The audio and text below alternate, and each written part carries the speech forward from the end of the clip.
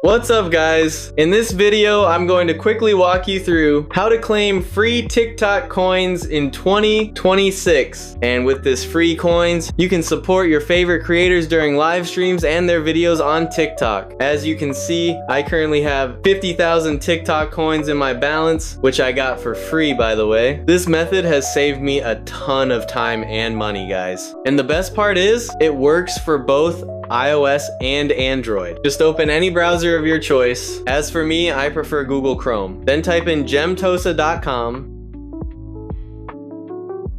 It will then bring you to this page, and once you are on this page, you want to scroll up until you find the TikTok coins event. Then you want to tap on it. It will bring you to the TikTok event page, which has been giving TikTok users, both old and new, up to 50,000 TikTok coins. Just go to the top of your TikTok app to find your username, then input it in this box, then tap on the button below.